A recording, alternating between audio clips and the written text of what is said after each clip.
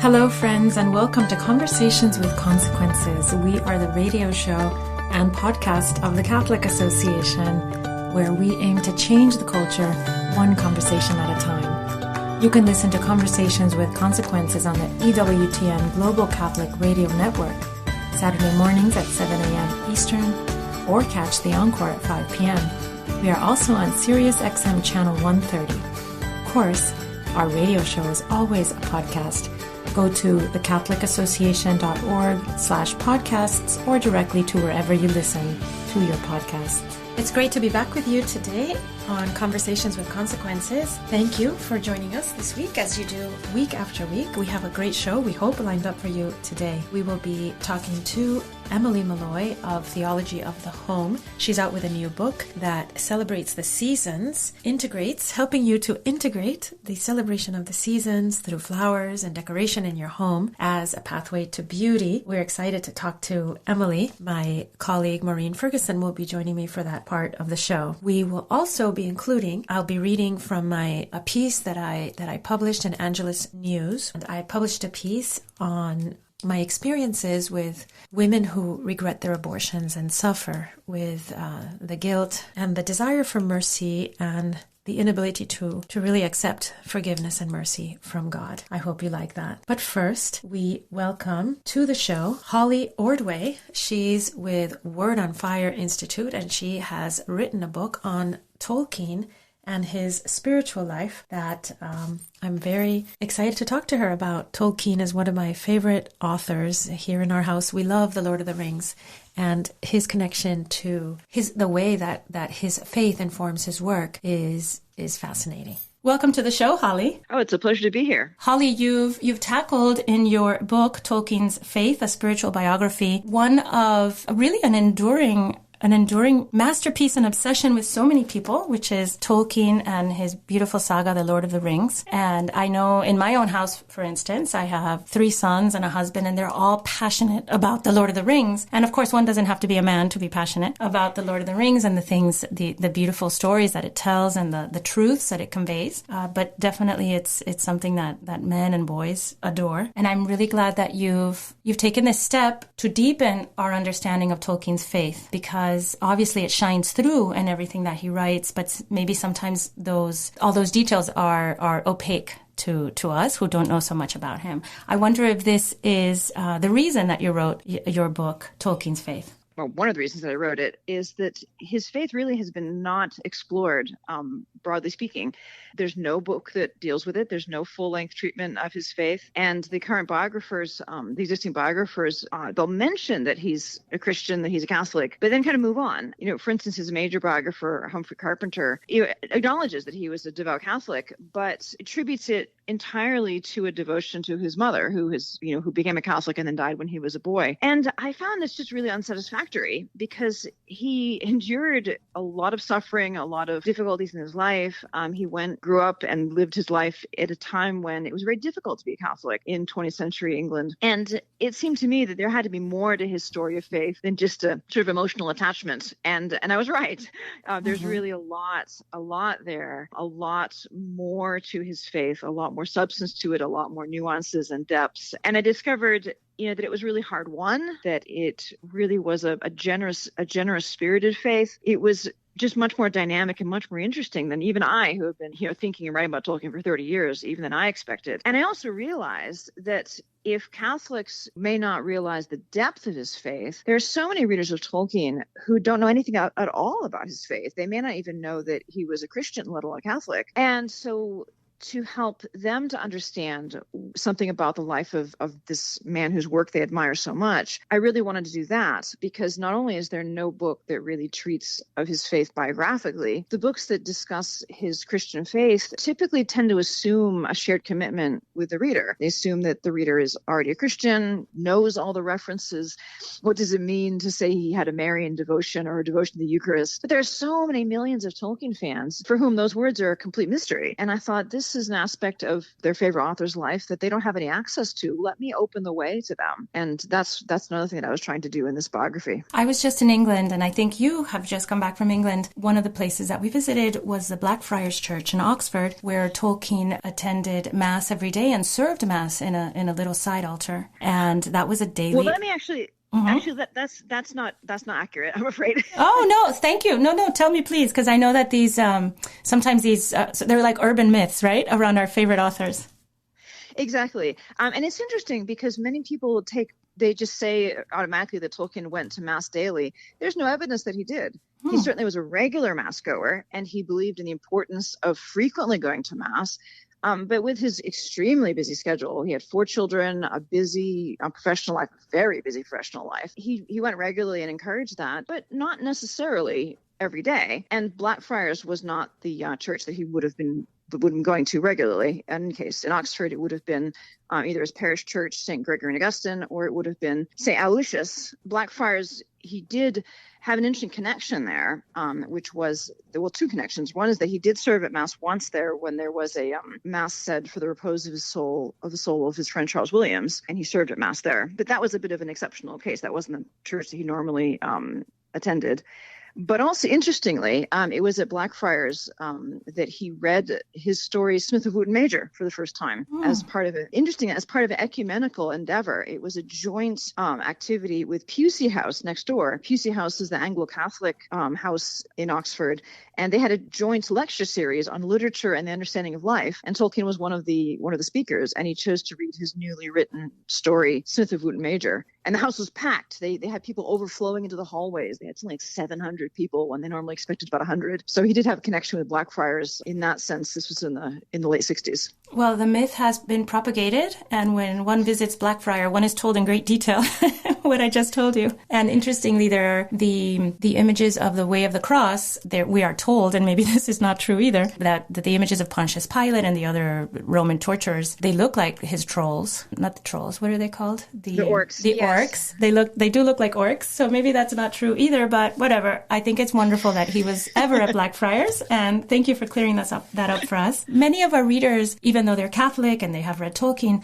they may not know that his mother was a convert. You mentioned his mother earlier. His mother was a convert, which was a tremendous, as you said, there was a bigotry against Catholics in England. She suffered from both sides of her family, from her husband's family and hers. She suffered rejection for converting. She was a widow when she converted, or maybe she converted just before her husband died when Tolkien was very young, and his brother. And Tolkien himself called his mother a martyr. So there must be a martyr to her faith because of her hardship that she endured. So there must be a very beautiful connection, which doesn't tell the whole story, but I assume the connection is there. Oh, yes, it was a tremendous influence on his entire life. So Tolkien's father, Arthur, died when he was only 4 years old. So his mother was widowed quite young, and she at that point was still an Anglican, moved to Birmingham with her 2 boys, again still an Anglican. And it was there, as she's raising her 2 sons as a widow, that she becomes a Catholic. And she is received into the church, and then becomes a parishioner at the Birmingham Oratory, which really becomes formational in Tolkien's life, because the spirituality of the oratory is, well, this thing I unpack in the book quite a lot, is really important in his life. But interestingly, it was also a really savvy choice on his mother's part, because one of the things I discovered in my research was that the oratorians in Birmingham, they were themselves almost all converts, so they understood that journey that she had taken. And also they were particularly supportive of convert women, because at that time it was quite common for instance, grandparents or in-laws to try to have lawsuits to take away the children of convert women. Oh my. To prevent them from being raised, as terrible papists. And so she was really vulnerable as a widow with 2 sons whom she's raising in the Catholic faith now, and with her entire family very unhappy about this. So her becoming connected with the Birmingham Oratory really shows a lot of sort of prudence and wisdom in her choice. And it's from the group of Oratorians that they meet Father Francis Morgan, who becomes then the boy's guardian. And, Mabel died, his mother Mabel died when he was 12. And so it's under Father Francis's care that the boys then grow up. And so Tolkien always did see his mother as, as a white martyr, as a martyr to her faith, because they were living in a fair bit of poverty because the family had cut off financial support to his mother as an inducement, a pressure to get her to come back to the Anglican fold. And, she so easily could have, and then it would have made life easier for her. She would have had the approval of her in-laws and her own parents. She would have had more financial support, but she stuck firm to her faith, even though it cost her strain and suffering and poverty. And I think that commitment really resonated with Tolkien. Tell our listeners about stepping stones in his faith, or his journey of faith, because I imagine it's not as simple as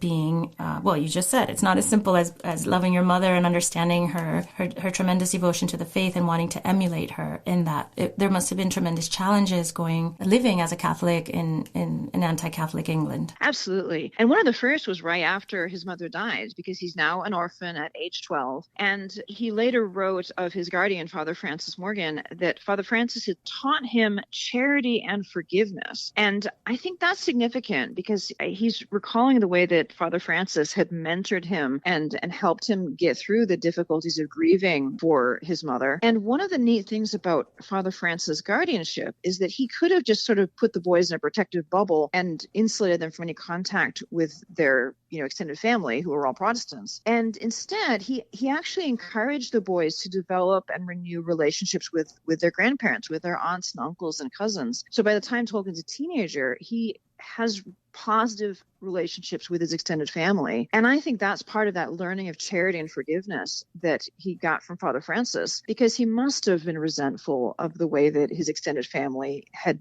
pulled away from his mother when she became a Catholic. And yet he was able to learn how to relate with them, even though they still didn't approve of him being a Catholic and he was still a Catholic. He was able to have these positive relationships. And I think that's really a challenging thing for him to go through, and a big step in his faith. And then he has a whole struggle that he has to deal with. He falls in love with this girl, Edith, who eventually becomes his wife. But Father Francis forbade him to see her for 3 years until he came of age, because he was basically so distracted by his love for Edith that he wasn't doing his studies, and he failed his first attempt at a scholarship exam.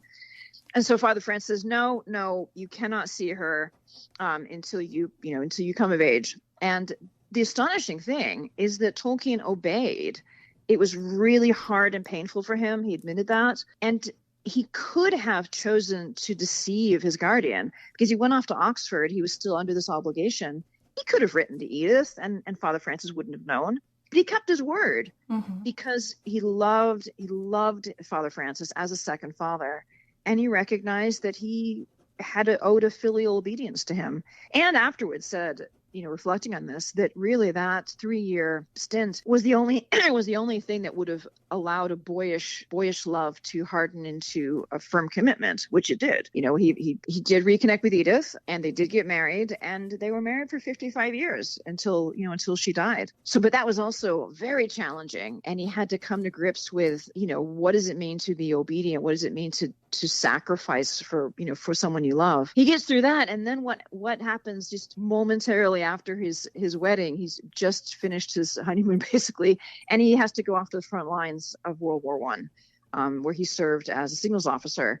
And he was in the trenches. He was fighting at the Battle of the Somme. And this is a tremendously devastating experience. And he gets through it with his faith intact, his health severely damaged because he contracted trench fever, which became chronic, and he was never really quite well again.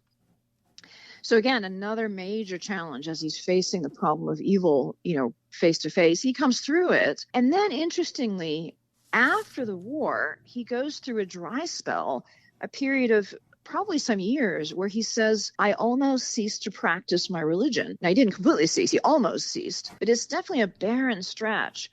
And, all sorts of things seem to be going on there, reaction after the war. But he went through a barren stretch, and then he restores his faith, and then he becomes stronger in his faith. He comes back to Oxford, and there's a renewed commitment to it. And from then on, it's really well grounded. But I think it's really helpful to realize that when we look at the mature Tolkien in Oxford, this major Catholic figure, that he went through some real ups and downs. And it was not always easy for him by any means. And he had to learn to continue with his life of faith, even when he felt dry. If you're just joining us, I'm your hostess, Dr. Gracie Christie, and we're talking to Holly Ordway. She's the author of several books on J.R.R. Tolkien, including the latest called Tolkien's Faith, a Spiritual Biography. Holly Ordway is the Cardinal Francis George Professor of Faith and Culture at the Word on Fire Institute and a visiting professor of apologetics at Houston Christian University. She holds a PhD in English from the University of Massachusetts Amherst, and is a subject editor for the Journal of Inkling Studies. Holly, connect if you can in a concise way, because this is an enormous topic. Tolkien's his Catholic spirituality and the Lord of the Rings, which I think is very important because many of us, even though we may be practicing Catholics and have a lot of theology under our belts, it's hard for us to understand the allegory and the myth in Lord of the Rings in view of the Christian story. Well, I think, Tolkien explained it concisely in one letter by saying that The Lord of the Rings is a fundamentally religious and Catholic work. And that word fundamental, I think, is important. Then he goes on to say that it was because of that he cut out almost all references to religion in the work. And I think that paradox is important. Like, wait a second, he just says it's fundamentally religious and Catholic, and that's why he cut out all the overt references? And it is because he goes on to say that the religious element is in the story and the symbolism. It's imbued in it. Now, he's quite clear that The Lord of the Rings is not an allegory.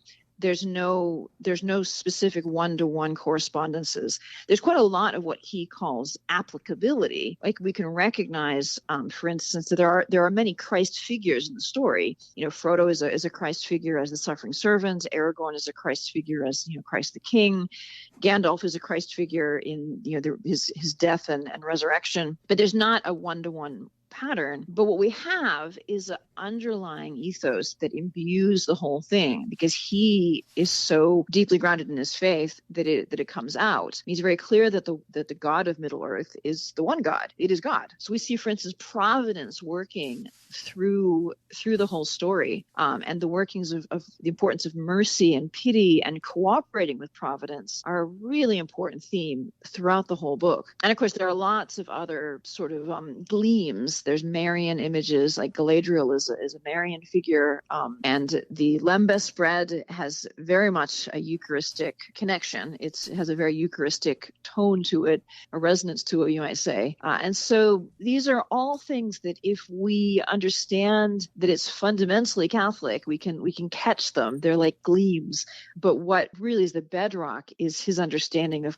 basically the way the world works. There is such a thing as good. There is such a thing as evil. Do you think that people who read Tolkien, and again, it's so popular amongst young people, especially young men, I think, that's at least my experience. Do you think that people who read or watch his movies, or watch the movies of the books, are they able to imbibe, even though they don't understand Christian or Catholic theology? Do you think they're getting that spiritual help that is fundamental to his work? Yes, I think so, and I think that's exactly what Tolkien was getting at. He didn't want to do it overtly. That just wasn't the way he worked. But he talks at one point about wanting it to be exemplary. But he wanted it to show forth, certain virtues into the world. And I think we get that. I mean, people really do respond to what they're finding in The Lord of the Rings. And I think that's because it's the reality of it that Tolkien is presenting. And certainly that was the case for me. I mean, I'm a convert, and I loved The Lord of the Rings long before I knew anything about anything Christian. It's something that one of his fans wrote him a letter and said that The Lord of the Rings seemed to be full of light from an invisible lamp.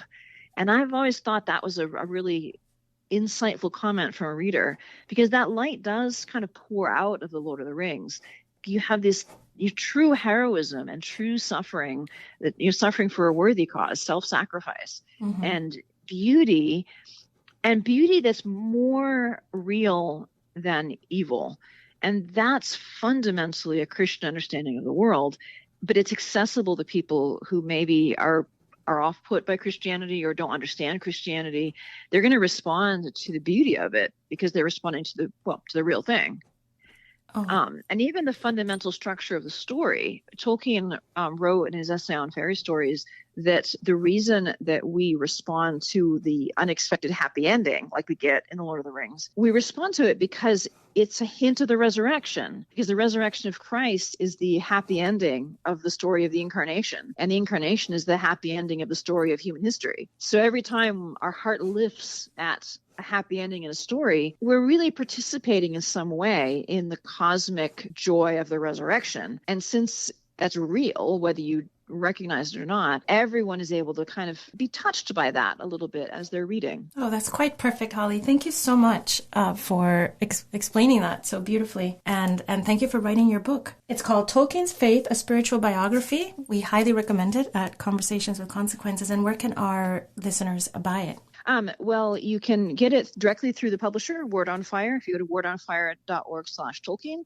And that's probably the fastest way to get it. And you can also buy it on Amazon. Well, wonderful. Thank you so much, Holly. And good luck with your book. All right. Thanks very much. Friends, I am a columnist for Angelus News, which is the publication of the Archdiocese of Los Angeles. And it's one of my favorite things that I do. You can find their work at angelusnews.com. And they have wonderful writers, of which I am the least wonderful. And I'm always proud to be in that circle. I love Angelus News and my writing there because I am able to be as entirely Catholic and spiritual as I feel all the time. And that's a great release. And I really can give vent to all the ways in which my faith, my relationship with Christ, my daughterhood in the church are all the ways that these things are the water in which I swim. I mean, I don't even want to say that they excite me or they enthuse me. They are just who I am. And it's wonderful to be able to write in that vein. So I wrote a piece which was published a week or two ago, and it's an experimental kind of thing. It's I think I called it a prose poem.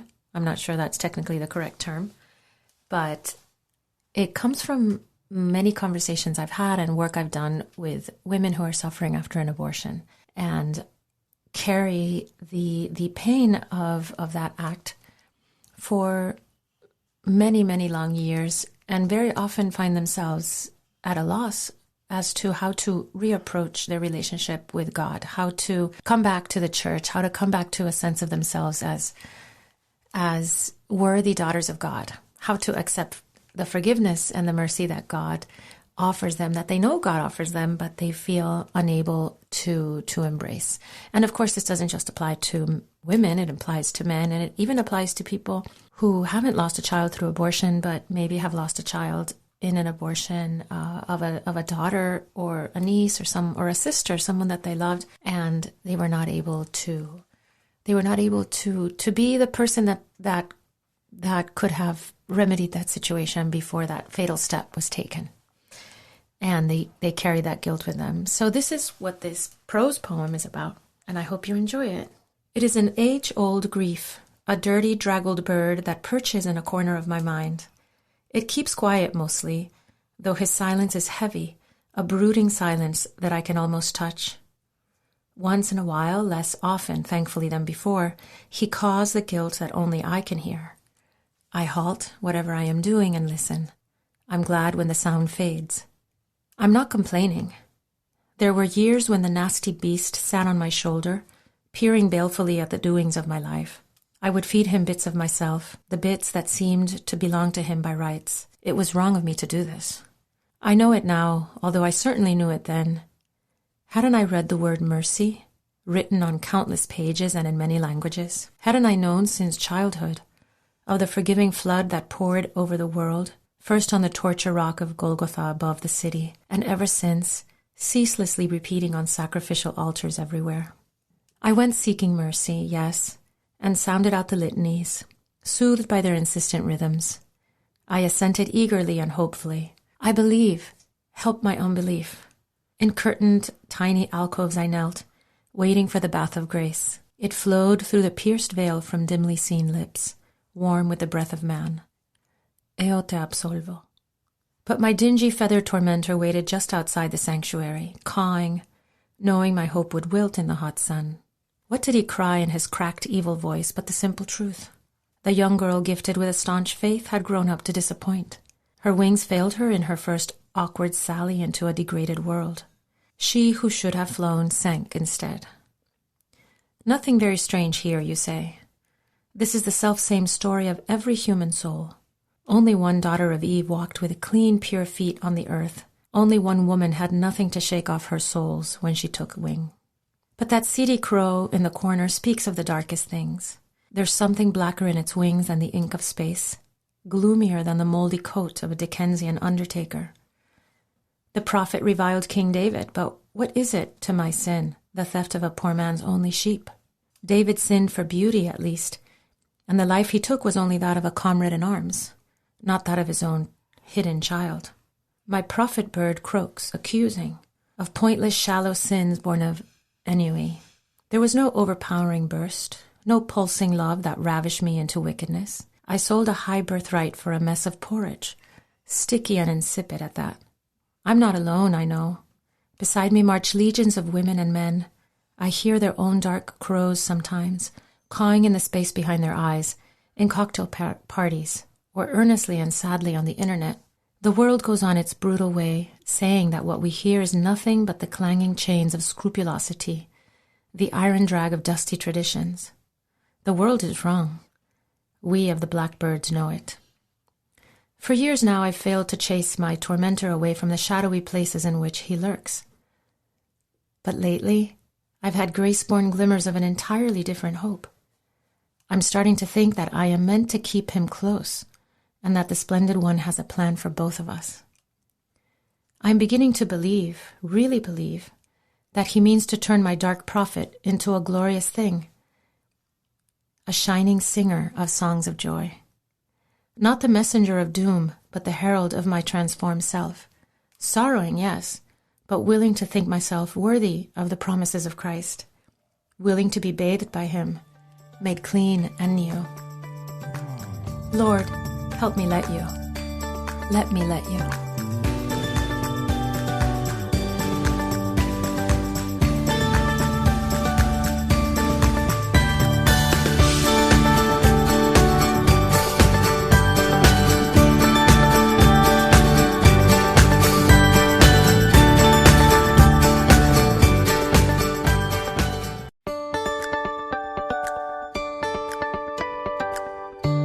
Welcome to the show, Emily.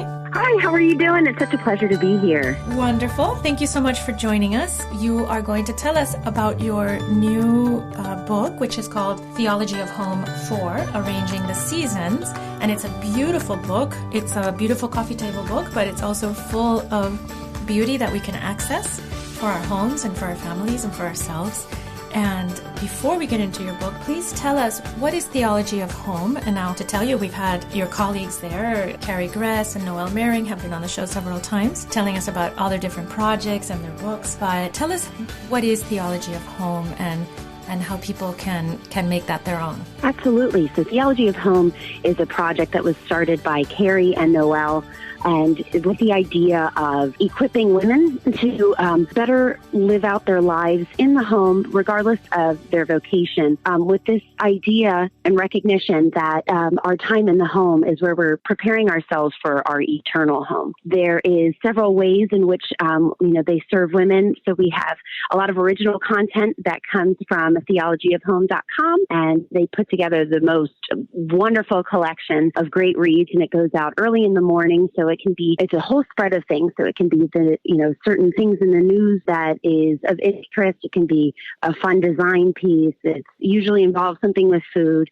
and also something philosophical or theological, feeding the whole person, right? And all the interest. And then also there are 4 installments of a book series, like you had mentioned. So they're of a coffee table book, aesthetic, with all the beautiful images inside, but more than a typical coffee table book, it's also very rich text to be found within these books, with the overarching theme of preparation for women, in the home life, getting ready in God's mercy to be with him forever in the next.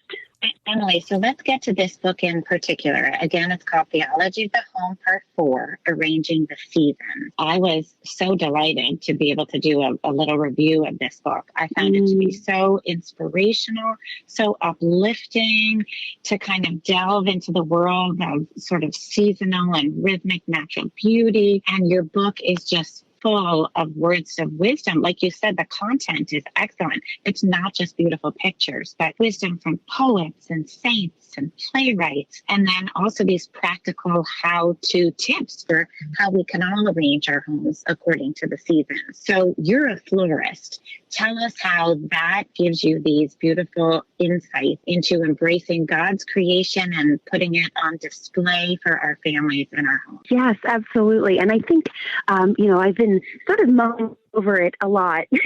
After you do a big project this, you kind of find yourself living in a little bit of introspection. And, the one thing that I realized as a florist, it sort of piqued my appetite for beauty, which I think is an understatement. But it wasn't really until I started living out life in the garden. Once I stopped working in the flower shop and was able to transition to be home with my children, I then realized I had to grow all my own flowers so that I could, still have this beauty in my life. It was in that sort of returning to the soil that I started to kind of see this broader picture of our lives as human beings and this God, this reality that he created us for the garden, and that we were meant to tend the garden and tend to beauty and be caretakers, that beauty is an inheritance. This world is an inheritance, for our children, and to invite them in. And it just has gotten richer and deeper for me, over the years since I left the flower shop.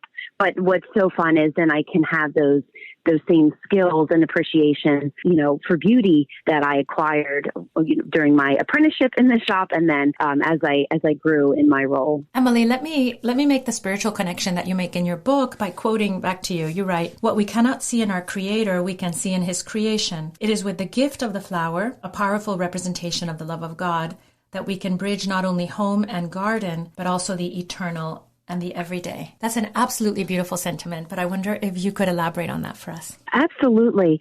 So I think one thing that we come to realize in our lives, particularly as mothers, that we do have this deep-seated need for beauty. And sometimes we can, and I suppose not just for the mother in the home, but even just women in the workplace, when you kind of get to the grind of the day-to-day life, we kind of lose sight. We can become so task-oriented, and we just have to slow down and pause. And one thing that is so great about beauty is I think it universally stops people in their tracks. I think there are also, there are a lot of discussions between, Roger Scruton comes to mind as far as, is beauty something that is relative, or, is it something where you can agree that anybody would find this one particular thing beautiful? And I think that is something where flowers come in. There's really no debate between whether or not, flowers beguile and stop us in our tracks. And when we take this beauty in creation that just is, it's extra, whereas, anything else in the garden is really sustains us, right? We grow tomatoes and we have an orchard, or we have a little berry bush, or, throw little lettuces in the ground and cooperate with creation in that way. But that is really physically sustaining and nourishing. But what happens with flowers, I came to realize, is it's those little beauties are just pure gift, and they sustain something else within us. Of course, there are some flowers that you can eat, but really it is just an invitation, I came to realize, because as we have this encounter with beauty, as we're going through our day and we're piled up with laundry, or, if you're in the office and you're just, writing briefs, or, doing whatever, and you have that moment where you find something beautiful and it catches your eye, instantaneously, everything else falls away, right? And you're given the opportunity to be present, and then you're recollected. And in that moment, sometimes that is when we permit God to break in. We allow that still small voice to whisper to us, or, we just have that moment to pause, maybe reflect. And Emily, you talk about this deep-seated need for beauty, which I feel we need more and more as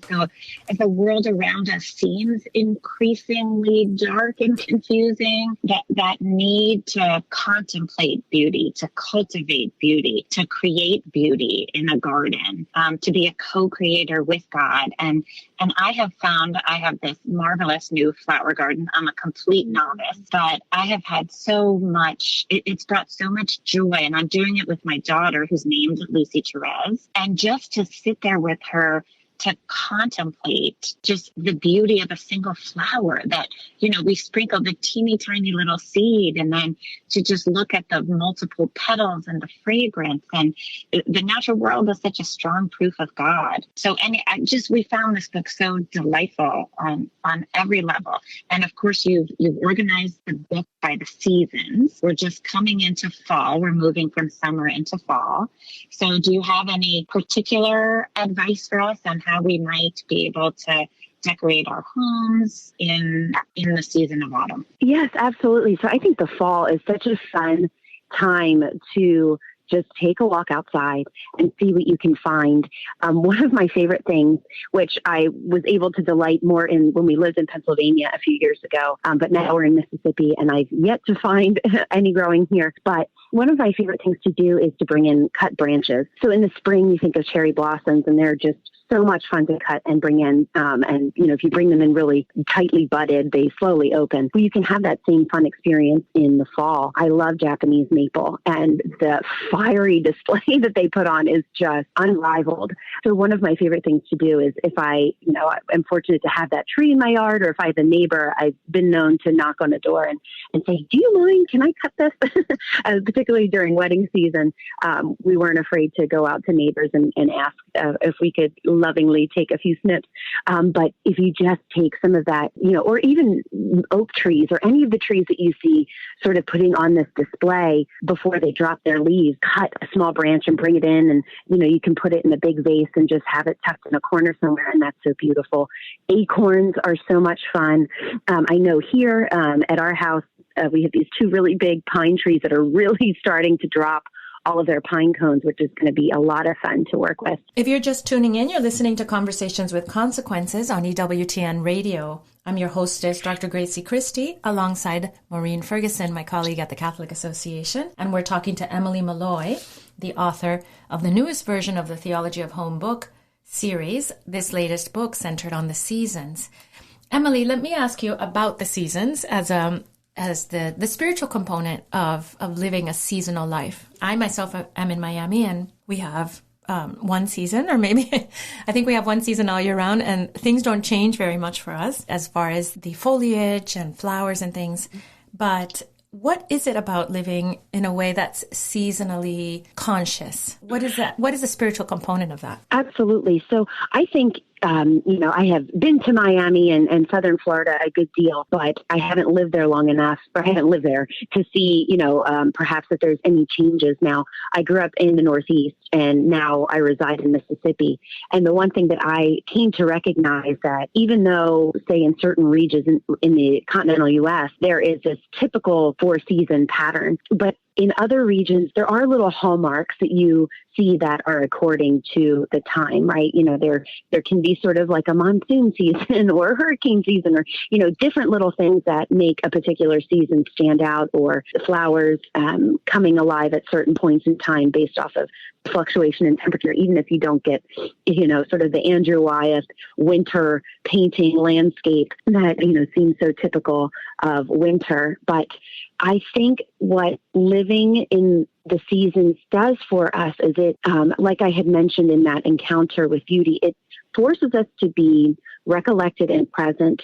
But I think the one thing that we notice in our time, that I have noticed, which I didn't really realize when I worked in the flower shop, because the world was our oyster, right? All you had to do is click a button and the most amazing flowers from Holland come, or beautiful things from the Pacific Northwest, will be here in a few short days. So you can just have your pick of anything at any point in time. And then also just the globalist, this globalism where, the world is very small and you can have anything at your fingertips at any point in time as far as food or flowers. We lose this overall sense of fasting and feasting. And it's really interesting when you get yourself to live in the present and living seasonally in sort of a physical way, in a more secular way, that you have to live the fast.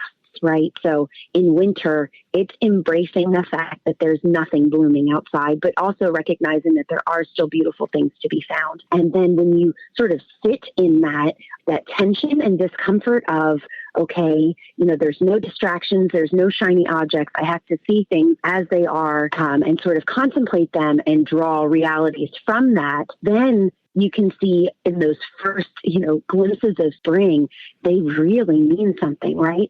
As your pastures start to become verdant and you see those first green sprouts of daffodils, this warm feelings of consolation begin to manifest. And I think, there is that reflection in the spiritual life. I think very few people live life in a state of constant consolation, and which is a grace for them. And sometimes you hear of that, and that is absolutely wonderful. But I think most of us, our experience is living sort of in desolation with moments of aridity, and things are dry. And then there are those, you have to sort of live in that desolation so that when the consolation begins, you actually can contemplate how much of a gift that is, only because the aridity and that darkness before.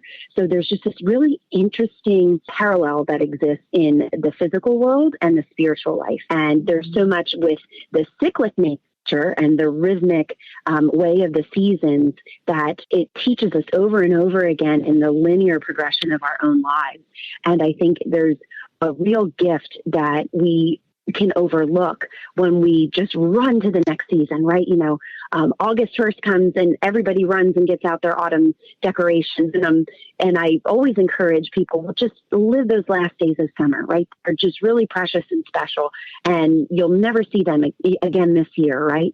And they're so unique. And the same thing for Advent going into Christmas. I'm a huge advocate for just sitting in Advent and waiting in that pregnant pause, awaiting the Lord's coming, because it means so much more. Christmas morning, the coming of the Lord and the beauty of poinsettias and all the evergreens and all of that sort of thing, and that the fragrance of pine, when you allow yourself to sort of be in that desert, that fasting and waiting in those 4 weeks leading up to the feast.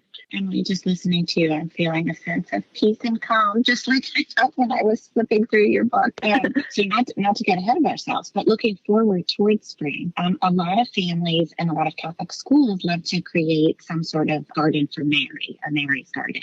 So do you have any pointers for anyone who's interested in creating a garden for our Blessed Mother? Absolutely. There are a lot of neat things that can be done, and a lot of people will ask about Marian flowers in particular.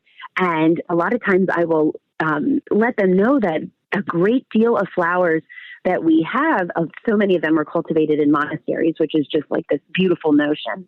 And most of the flowers that we know and love, even though they may not seem like an obvious Marian flower, say like a rose, right? You think of the mystical rose, or a hellebore, the Lenten rose.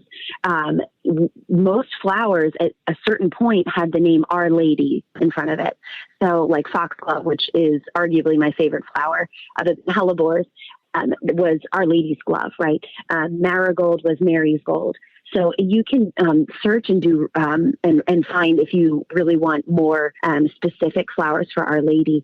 But honestly, I would just say any flower that does and is really easy to grow is a gift. To have, even just going to your local hardware store and getting a packet of seeds, throwing them down and letting them grow is a beautiful it's a beautiful tribute to Our Lady. And I think, when you think of this idea that so much floral wonder is surrounding Our Lady, right?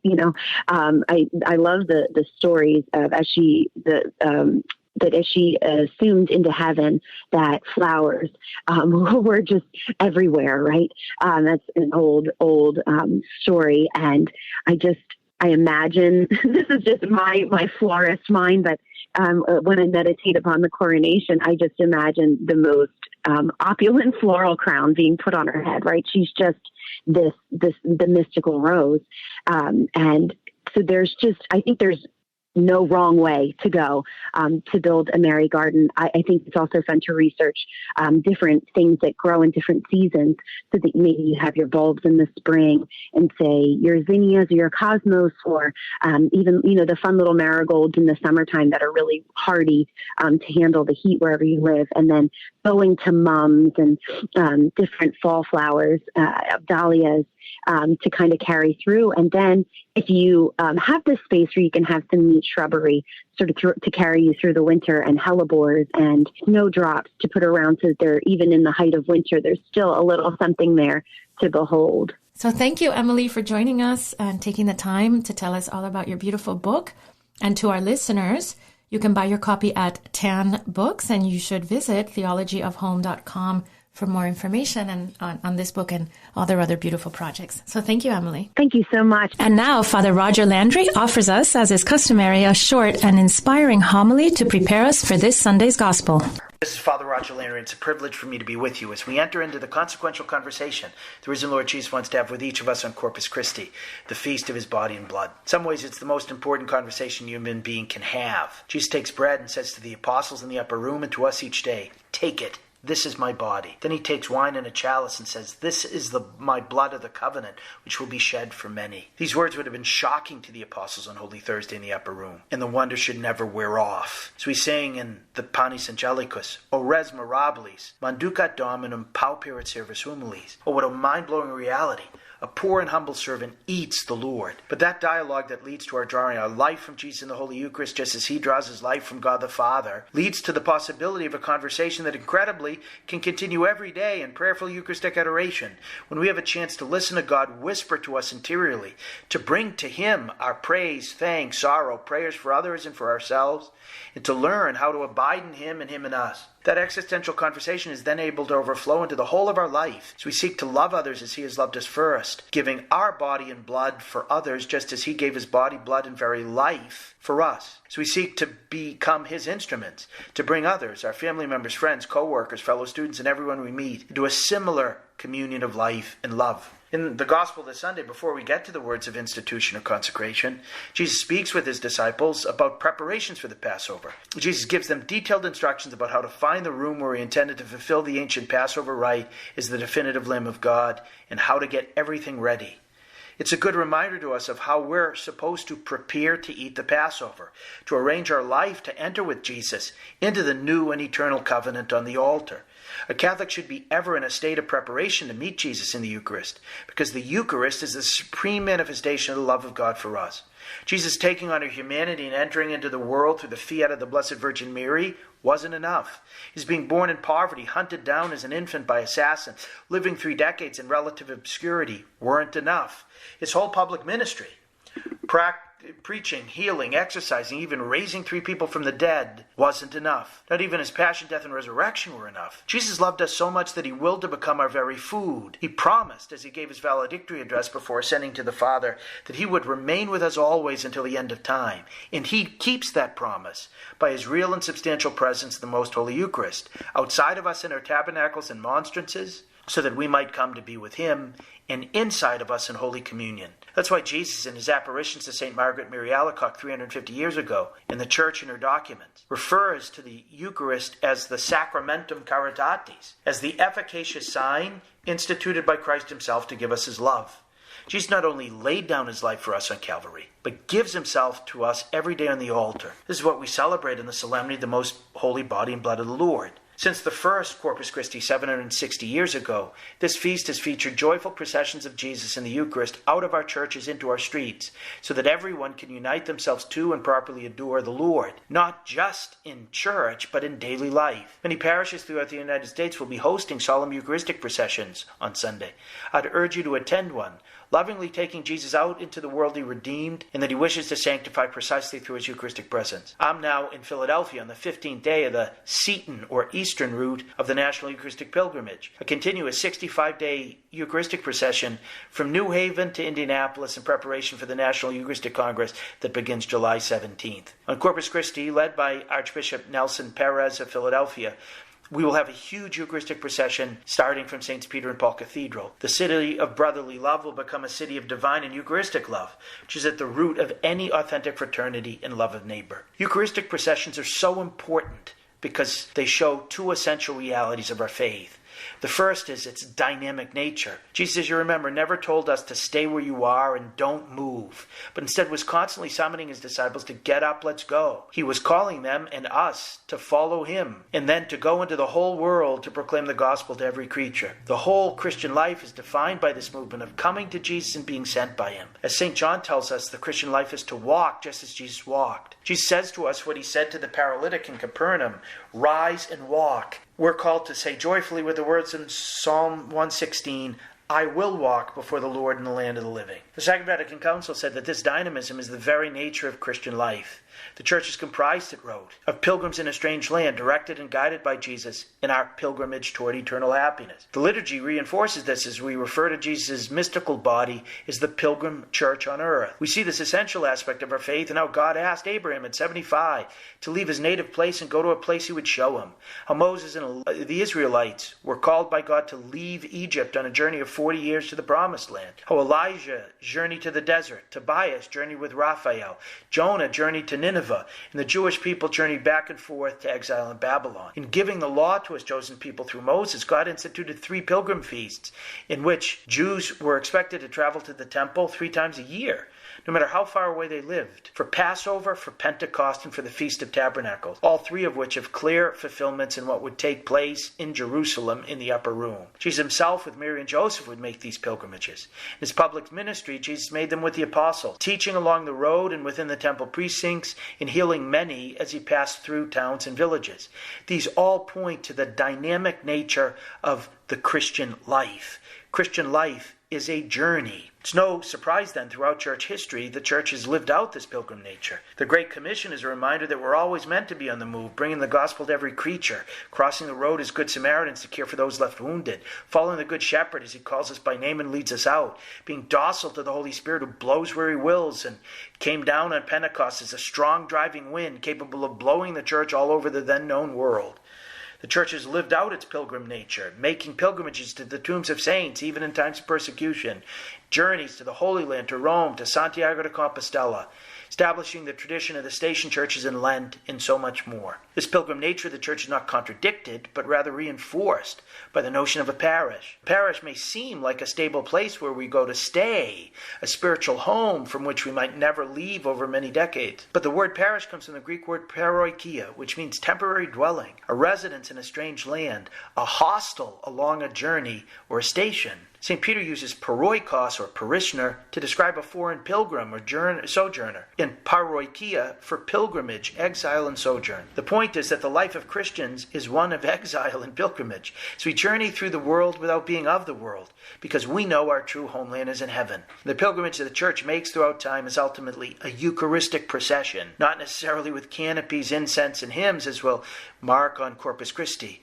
but like Mary lived the mystery of the visitation that we marked on Friday. Jesus accompanies us on this pilgrimage in the Holy Eucharist, normally within us, but sometimes publicly. As many parishes will show on Corpus Christi, as the 4-part National Eucharistic Pilgrimage will manifest over 6,500 miles on the road to Indianapolis. As we journey, we're boldly and unambiguously testifying that we believe that what we are carrying in the monstrance is not a piece of bread at all, but as Jesus said himself, the living bread come down from heaven, who has given us his body and blood for the life of the world. We pray that as a result of the Church's Eucharistic witness on Corpus Christi and beyond, many will seek to join Jesus on the Eucharistic pilgrimage of earthly life, all the way to its conclusion in the eternal nuptial feast.